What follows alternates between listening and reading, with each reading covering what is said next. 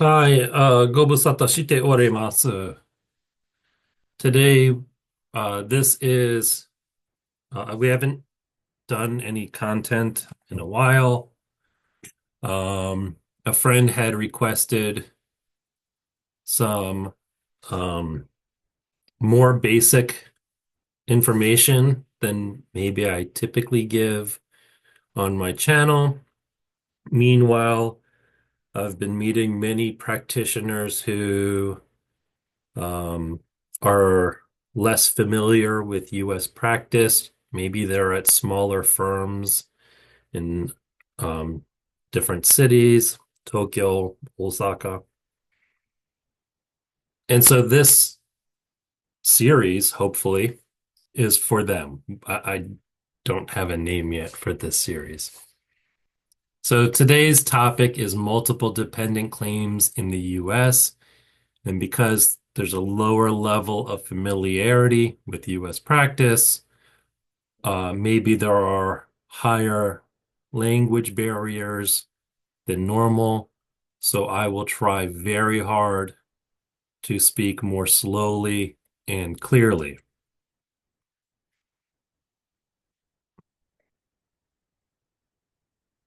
In the United States, there are two potential fees associated with multiple dependent claims.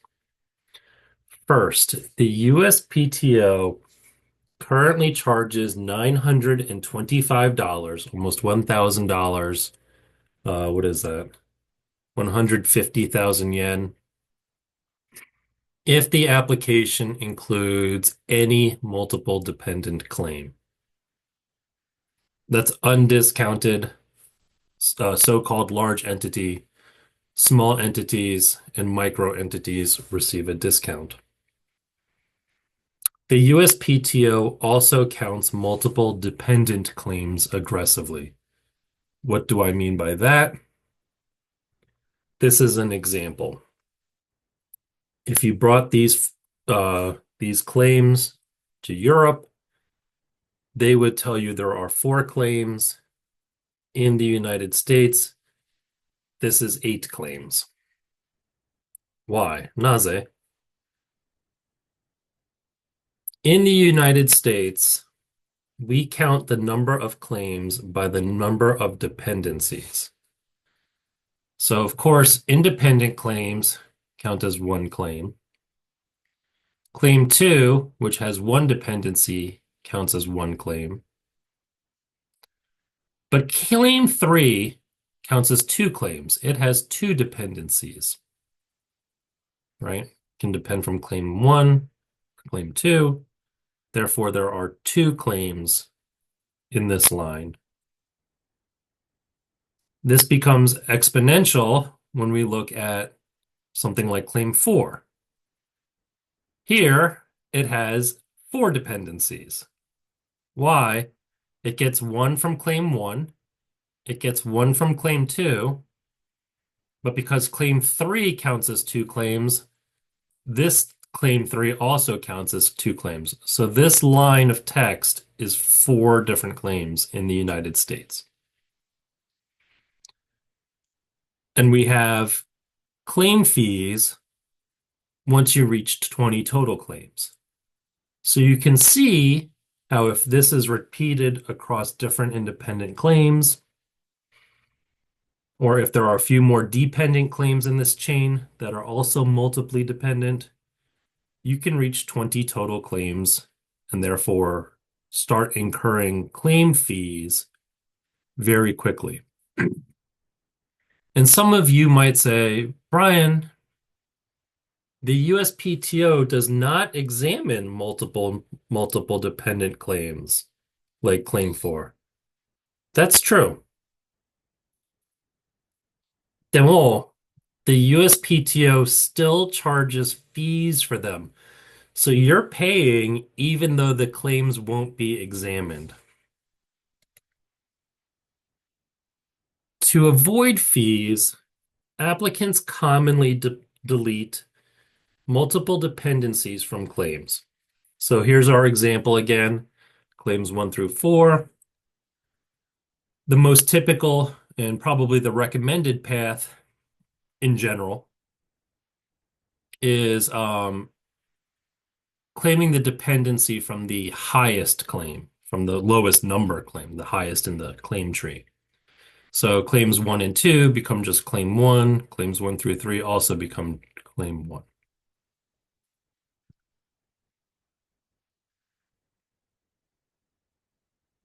Applicants sometimes maintain the scope of protection by adding claims, right? Brian, we changed claim 3. I want the exact same protection in the United States as in the original claims. Well, how do you do that? And I'll show you on the next slide what this looks like, but we'll discuss it first. So original claim 3 presents feature C and depends from claims 1 and 2. Amended claim 3 presents feature C and depends from claim 1. Therefore, new claim 5 is added to present feature C depending from claim 2. Right now we have claim 3 and claim 5 equal original claim 3. Let's do it for claim 4. Original claim 4 presents feature D and depends from claims 1 through 3. Claim 4 is amended for the United States. It now presents feature D and depends from claim 1 only. Dakeyo.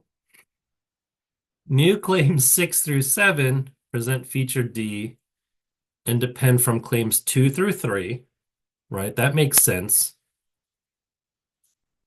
But we also need a new claim to depend from the second dependency of original claim 3, and that's new claim 8, which presents feature D and depends from new claim 5.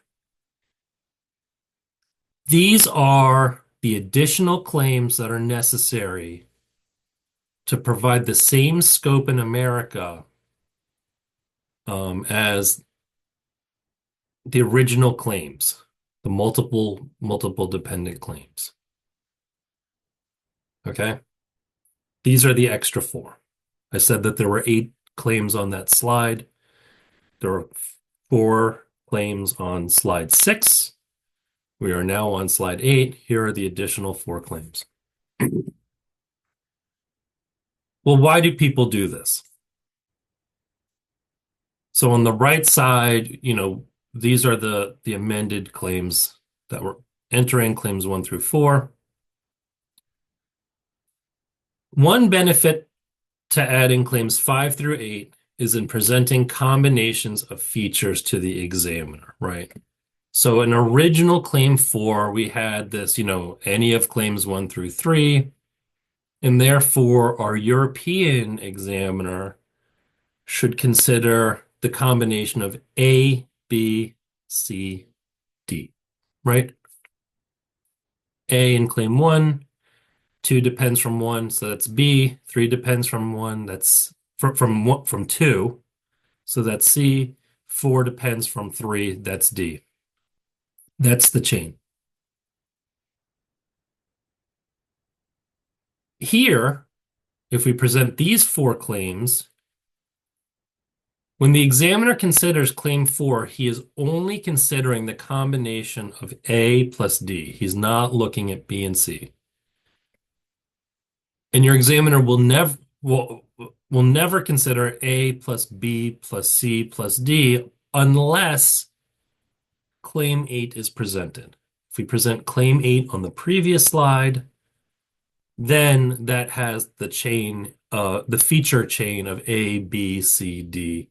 Now the examiner will consider it. Otherwise, when he looks at these claims, just amended claims 1 through 4, this is just claim 1 of A plus D here.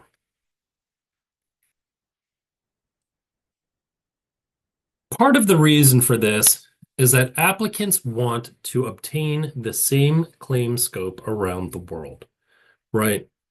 That makes it much easier to enforce IP rights in various jurisdictions. 例えば, it's much easier for Apple to sue Samsung in 10 countries if the patents in the 10 countries are either the same or very similar. When you have the same claim scope, there are also perceived efficiency benefits, like reducing prosecution costs. Oh, I already know how to amend. We did this in a different country. Oh, we don't need you to write arguments. We can just use the arguments we used elsewhere. However, this benefit is not very realistic. Well, why do you say that, Brian? Here, let's look at an example of claim interpretation in Europe and the United States. And of course, I am not a European attorney. I'm not sure it works this way. In my American mind, this is how it works. Maybe I'm completely wrong. If the specification says the processor processes the inputs to produce a likelihood output, the likelihood output indicates the likelihood that the image correlates to the tag. Okay, that's our specification. Maybe our claim says the process wherein the processor produces a likelihood output. Then the question is, what is the likelihood output when we consider the patentability of this claim? Again, I am not a European patent attorney. I do not know European patent law. I hope some European patent attorney corrects me if I'm wrong. Please correct me if I'm wrong. I believe that there they would say that the likelihood output indicates the likelihood that the image correlates to the tag. Yeah, of course, that's what the specification says. That's what we are trying to claim here, is this feature from the specification. The United States is different. If you give us this claim, we're going to say, a typical examiner will say, the likelihood output can indicate any likelihood. Any. What's the likelihood of me flipping a coin and getting heads? What's the likelihood that it will rain today? And it might not even indicate a likelihood at all. This could just be a label. It could be a name for an output. Maybe it has nothing to do with likelihoods and instead has to do with, I don't know,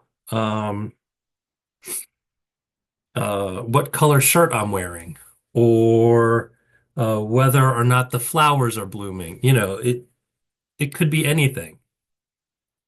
That's how different claim interpretation in the United States is, based on the same words, the same claim, same specification, completely different meaning. 全然違います. So a claim in Europe or Japan has narrower meaning than the exact same words in a claim in the United States. There's an aspect of the specification that is not present in American claim interpretation. Turning it around, if we view it from the other side, a US claim of the same scope as an European or Japanese claim will look narrower. 例えば, this claim, I believe, is the same as a claim in Japan or in Europe. I'm not a Ben Rishi. Same as the claim on the previous slide. The processor produces a likelihood output that indicates the likelihood that the image correlates to the tag. The claim looks narrower. It has like 10 extra words. The scope is the same. So, copying the same claims turning back to our discussion of multiple dependencies, when we take claim 5 and we set forth claim 3 with the same words, but depending from a different claim, there's not much advantage here, right? We need American specific claims. We don't need, this idea of the same claim scope because the idea of the same claim scope does not exist in the United States with the same words. We claim it differently. We interpret the claim differently. Okay, well, you can still make your boss happy, right? You can still copy claim 3 into claim 5 with a new dependency. But are there disadvantages to doing that? Yes. Motainai. Okay, there is a big mental impact in your head, koto, to USPTO policy of the basic filing fee, including 3 independent claims and 20 total claims. Okay. Why? Well, applicants are often reluctant to pay USPTO dependent claim fees. They don't want to pay. Naze? Well, US applications can have 17 dependent claims for free. Basic filing fee has like 17 dependent claims, 8 more if you have fewer independent claims. And commonly, a European application will only have 15 total claims, including your independent claim. And maybe you change statutory category as well, right? Claim 1's a method. Claim 12 is a computer readable medium. So if I have so many claims in the United States, why should I pay for dependent claims? Well, I'm not going to suggest that you do, but here's what can happen if you don't. U.S. attorneys often hesitate to cancel claims out of deference to the applicant or concerns regarding reissue. Okay, we don't like canceling claims. We do it sometimes, but especially with non-American clients, maybe clients we don't interact with directly because there's an intermediary law firm. We're not sure what to do. We don't know what will make them upset. So we maintain their dependent claims until maybe we can't for some reason. Or at least some of us do. Some, I guess, are more aggressive. Some of us are more deferential. So in our example, maintaining the scope of original multiple dependent claims 3 and 4 added 4 more claims, right? Claims 5 through 8. And this, again, is not a big deal. This is okay. Going from 4 claims to 8 claims is no problem. We can get up to 20. In this example only.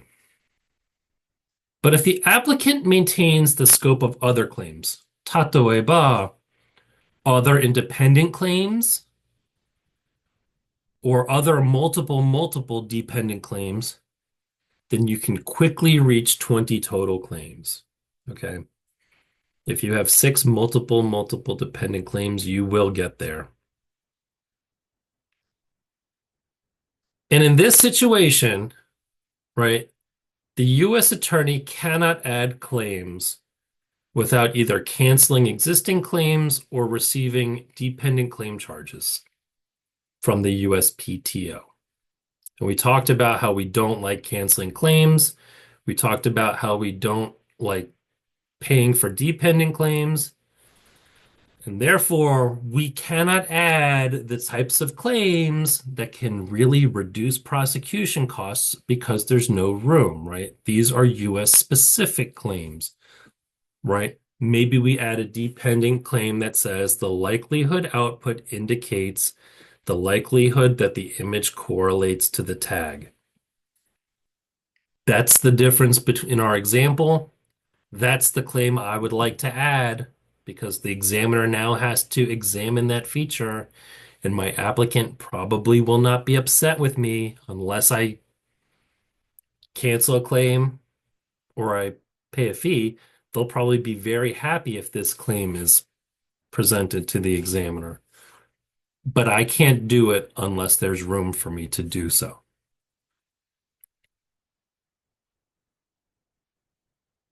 And as stated before, our basic filing fees cover three independent claims. And so frequently we might want to develop two more sets of claims. What do I mean? Tato ba, claim one is an apparatus. Maybe we want corresponding claims to a method in a computer readable medium because that's common in the United States. We don't need our intermediary law firm to tell us to do that. We don't need them to instruct us to do that. We might just do that out of um, good service, right? Omotenashi. But in our example, claims 1 through 8 are already pending. So if I add 8 method claims and 8 medium claims, I will be charged government fees. I can't do that. And this isn't an extraordinary case at all, right? Even if we only get to 18 claims, right? Maybe originally we have 6 total claims. There's no multiple dependencies. It's just, everything depends from claim one. Very common sort of Japanese application entering the United States. This will still result in 18 claims total, right? 6 apparatus, 6 method, 6 computer readable medium. That gives me only 2 claims to work with. Okay. I can do a lot in 2 claims, but I would really like something more like 6 claims or so for strategic purposes, like avoiding office actions if possible, or avoiding your examiner going final as well as the real draw and having that much space. So this idea of rewriting multiple dependent claims to maintain the same claim scope is not a recommended strategy. Did I do this 15 years ago? Yeah, probably. I was still learning the job. I've probably done it more recently too, just because I didn't know what else to do in a particular case. But the better strategy is to just amend them to a single dependency and then leave space because later on, you don't know what your examiner will give you during prosecution. Pardon me. You don't know what kind of feature you might want to present to your examiner to get um, to fill some of these dependent claims. I draft applications from scratch. When I do that, of course, I take up all 20 claims. So I'm not suggesting you cannot fill all 20 claims, but maybe inform your U.S. attorney if it's okay to cancel claims, or maybe just, um, minimize the number of repetitive claims because the problem is not that there are 6 claims. The problem is that the features are only about like 4 claims and you're repeating some because of the multiple dependency. This is about the multiple dependency issue. In addition, there are also many intangible disadvantages to rewriting your multiple dependent claims, right? When we add claims 5 through 8, creates a lot of problems. There's a lot of them. They're all very minor. Generally, they relate to the idea that extra work is required by the examiner, TOKA, the U.S. attorney, TOKA, for an unclear benefit. I can't prove that this exists in a specific case, okay? An examiner will not say, Brian, I ignored claim 8, okay? It certainly will not be in an office action. Maybe your examiner will say it in an interview if you argue claim 8. Generally, they will not, but maybe one time they'll say it. In 15 years of patent practice, maybe I've had an examiner admit that like two or three times. But it does happen, and it's probably very common. So the practical impact of these types of disadvantages far outweighs the benefit of filing the same claims in each jurisdiction. Again, it's not claims 1 through 4. You can file 1 through 4 in every jurisdiction. The problem is claims 5 through 8. This statement is particularly true, of course, because different examiners apply different references under different laws in different countries. It's silly to think that, the United States claims will look the same at the end of prosecution as the European claims. There's just no way. And so why are we um, making the entry into the United States more formal? Why are we adding claims 5 through 8 when that's not going to help anything other than, potentially resulting in a similar patent? It's much more important in terms of speeding up prosecution, in terms of reducing cost, and to have space for your U.S. attorney to do their work within the 20 total claims covered by the basic filing fee. So sometimes we see this is the last slide. Sometimes we see this issue, and I just want to call it out. Brian, here's claim 3, right? This one's depending from claim 1, presents feature C. This is the new claim I have to add if I want to have the same scope as the original claims, right? I left out claim 4. This is not an error. So claim 5 is the apparatus of claim 2, further comprising C. Same scope as 3, but different dependency.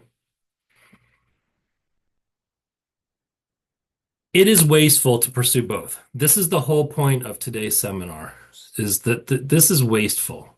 I could really use an additional claim while prosecuting your patent application. So instead of adding claim 5 and just saying, okay, well, 3 comes from 1 and 5 comes from 2, just amend the dependency of claim 3 for the most benefit. Brian, what is the most benefit?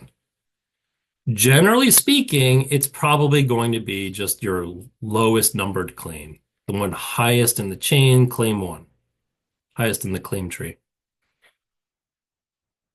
But if there's some special combination, right? This claim now is the combination of feature A and feature C. If that's good, then that's the most benefit. It's the broadest one.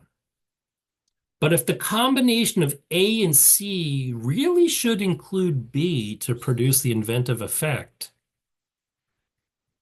then you should amend to change this to claim 2, actually. You don't present claim 5. You just change this to say claim 3 to bend from claim 2. Because it's necessary to produce the inventive effect. Having a broader version doesn't help. Maybe this claim can now be allowable because it includes the features of A, B, and C. Okay, that's what I mean by most benefit. Again, we're discussing this at a very basic level. There's going to be factual concerns. The idea is that this new series of videos can be viewed by someone who's mostly a translator, not necessarily a patent engineer, or Ben Rishi. So I don't expect translators or non-patent engineers to know whether uh, whether feature B is necessary or not. If you know, then you can make the better decision. If you don't know, just go with the broadest claim. One thing that I do see periodically, I don't know if I don't usually write multiple dependent claims, so I don't know if it's an error or if it's okay in Europe, for example. But sometimes the dependencies will be strange, right? Like if claim uh, one says, I'm sorry, if claim two says a computer, claim one does not recite a computer, and then claim three says the computer. I don't know if the computer's supposed to be there or not, right? So for the United States, what we would do if I received that without instructions on a preliminary amendment, I would probably amend it to say claim two in that case because I need that a computer in claim two for the computer in claim three. Um, and that's it for today. This was rather long. I hope that these are about half as long going forward. Here's how you can reach me. I hope to see you again next time. I hope this was useful. Please uh, like, subscribe, ask questions. I'd like to help. ありがとうございます。